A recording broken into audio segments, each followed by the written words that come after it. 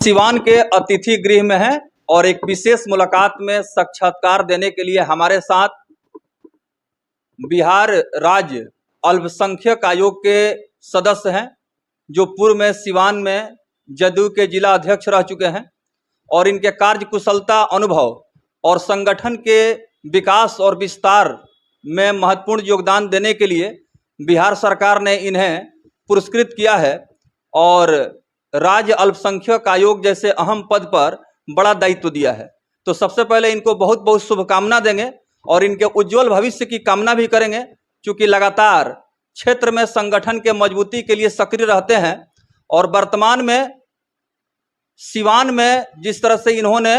जदयू के संगठन को मजबूत करने के लिए काम किया है, उसका असर देखने को मिल रहा है। तो आइए सबसे पहले हम बात करेंगे और जानना चाहेंगे कि चूंकि अल्पसंख्यक आयोग के सदस्य बनने के बाद इनके कंधों पर बड़ी जिम्मेवारी है और इस दायित्व का निर्वहन किस प्रकार से करते हैं, ये भी एक बहुत बड़ा विषय होगा। तो सबसे पहले सर, अल्पसंख्यक कल्याण हेतु वर्तमान सरकार दृढ़ संकल्पित है और जनमानस के विकास हेतु अल्पसंख्यक समुदाय के उत्थान कल्याण हेतु कई कार्यक्रम और योजना चला रही है, जिसमें जन जागरूकता काफी अहम है।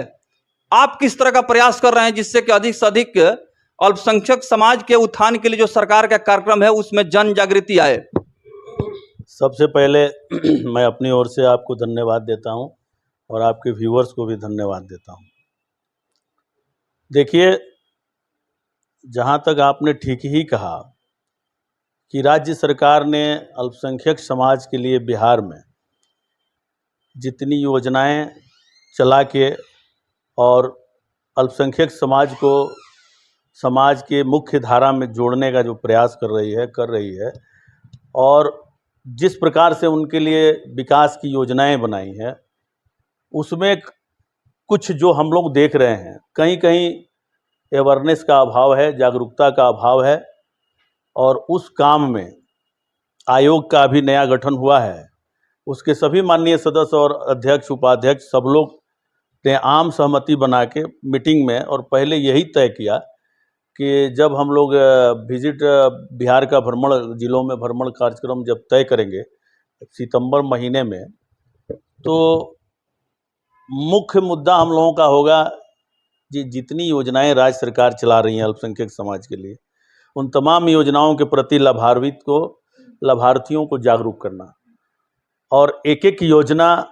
को लाभार्थी समझे और उस तक वो योजना पहुँचे। अगर उसमें कहीं कोई प्रकार की परेशानी आ रही है, जो योजनाओं का लाभ लाभार्थी तक पहुँचने में कोई परेशानी हो रही है, कोई विघ्न बाधा बीच में आ रहा है, तो उसका निरीक्षण, उसकी समीक्षा हम लोगों को आयोग की टीम करेगी। और हम लोग संकल्पित हैं कि नीतीश कुमार जी जो बिहार के लोकप्रिय मुख्यमंत्री हैं, उन्होंने जिस उम्मीद और जिस भरोसे की खातिर अल्पसंख्यक आयोग का गठन किया है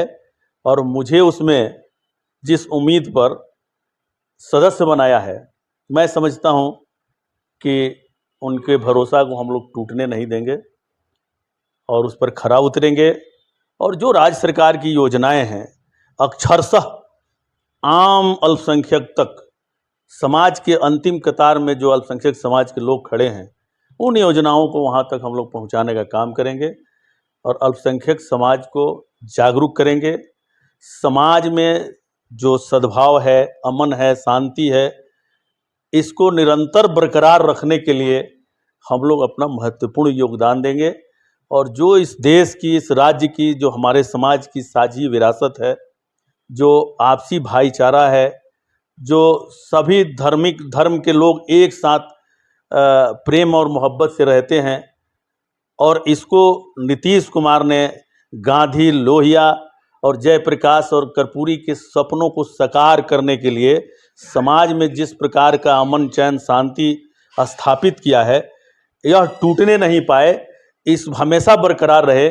इसमें हम लोग अपना महत्वपूर्ण योगदान करेंगे। सर, एक अहम सवाल यह है कि अल्पसंख्यक समुदाय में जो जागरूकता होनी चाहिए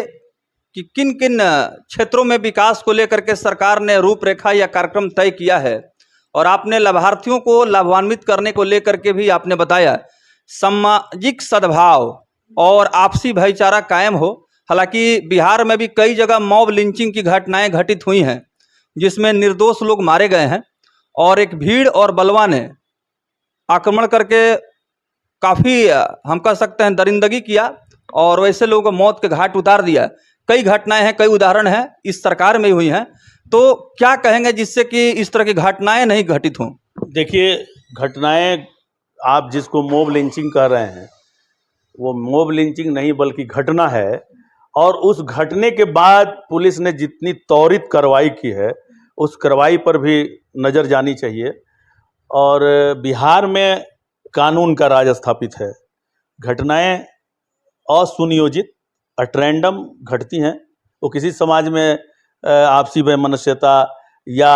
पर्सनल किसी मामले पर या ज़मीनी विवाद या अन्य प्रकार के स्वार्थ के हित के संबंध में झगड़े और आपस में लड़ाई होती है, उसमें घटनाएं हो रही हैं। लेकिन कानून इतनी त्वरित कार्रवाई कर रहा है और कार्रवाई करके यह स्थापित कर रहा है कि हम किसी को जो दोषी है उसको बख्शेंगे नहीं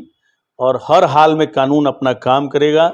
और त्वरित करेगा। कहा जाता है कि जस्टिस डिले जस्टिस डिनाई, यानी न्याय तुरंत होनी चाहिए, उसी को कानून का राज कहते हैं। न्याय हो और लंबे समय के बाद हो, काफ़ी देर से हो, तो वो न्याय का मतलब नहीं रह जाता। तो इसलिए नीतीश कुमार के राज में यहाँ बिहार सरकार ने कानून का राज स्थापित किया है। कोई कितना हो बड़ा रसूखदार है, कितना हो बड़ा नेता का आदमी है, कितना हो बड़े दल का आदमी है, उससे कोई मतलब नहीं है सरकार को। यूं ही हमारे ही दल का कोई क्यों ना हो, हमारे सरकार के अंदर का कोई व्यक्ति क्यों ना हो, उस पर भी कार्रवाई करने से हमारी सरकार गुरेज नहीं करती है, परहेज नहीं करती है, एकदम त्वरित कार्रवाई होती है। कभी कभी तो आपने ऐसा देखा कि सद्भाव बिगाड़ने में कई राज्य सरकार के मंत्रियों के पुत्र भी रहे हैं और उस पर भी 24 घंटा के अंदर माननीय मुख्यमंत्री नीतीश कुमार ने कार्रवाई किया है। तो ये जो सरकार है बिहार सरकार, इसका यूएसपी ही है कानून का राज। इसमें किसी के साथ भेदभाव नहीं होती है, एकदम कानून का राज, संविधान को जमीन पर लागू करने का काम। और डॉक्टर बाबा साहब भीमराव अंबेडकर ने समाज के प्रति जो परिकल्पना किया था, जो समाज के अंतिम कतार में खड़े लोगों के बारे में जो उनका सोच था, उन तमाम चीज़ों को अक्षरशः नीतीश कुमार अपने कार्यकाल में 18 वर्षों से उतार रहे हैं। और जो बाबा साहब डॉक्टर भीमराव अंबेडकर द्वारा रचित जो संविधान है भारत का, उस संविधान को अक्षरशः बिहार में लागू कर रहे हैं। और यही वजह है कि आज देश के अन्य प्रदेशों में बिहार के जो विकास का मॉडल है उसको देश का मॉडल बनाने के लिए अन्य प्रदेशों के लोग ये चिल्ला के कह रहे हैं कि पूरे देश पर बिहार के विकास का मॉडल लागू होना चाहिए। देखिए, बिहार में दो मुद्दों पर बिहार में सरकार बनी, एक सुशासन के नाम पर और महिलाओं के हक अधिकार और कल्याण के नाम पर। महिला सशक्तिकरण और साथ ही साथ सुशासन के नारों को लेकर के यह सरकार जो है काफ़ी चर्चाओं में रही और महिलाओं ने जिस तरह से बिहार के मुख्यमंत्री नीतीश कुमार के प्रति अपना भरोसा जताया, उसका साफ असर देखने को मिल रहा है कि महिलाओं का बहुत बड़ा जो समूह है वो प्रत्यक्ष रूप से मुख्यमंत्री के समर्थन में आया और इसका प्रभाव और असर चुनाव परिणाम से ही साबित हो गया। तो सुशासन, महिलाओं का कल्याण और साथ ही साथ अभी जो है अल्पसंख्यक आयोग के जो अध्यक्ष सदस्य पद पर जो जिम्मेदारी दी गई है, जैसे घरेलू हिंसा महिलाओं के साथ हो रही है, डोमेस्टिक वायलेंस के मामले हैं और महिलाओं के साथ जो अत्याचार हो रहा है खास करके अल्पसंख्यक समाज के, उन महिलाओं के लिए क्या कुछ आप लोग करने जा रहे हैं जिससे कि महिलाओं को जो है बल मिले और सरकार के प्रति और भरोसा बढ़े? देखिए, बिहार सरकार ने जब से सत्ता संभाली 2005 से नीतीश कुमार जी ने, तब से उन्होंने समाज के अन्य वर्गों के हर प्रकार के लोगों का एम्पावरमेंट, उनका सशक्तिकरण करने की योजना बनाई और काम किया। लेकिन उसमें जो दुनिया की आधी आबादी है महिलाएं, तो वो चाहे अल्पसंख्यक की महिला हो, अति पिछड़ा की महिला हो या सामान्य वर्ग की महिला हो, किसी वर्ग की महिलाओं को आधा आधा अधिकार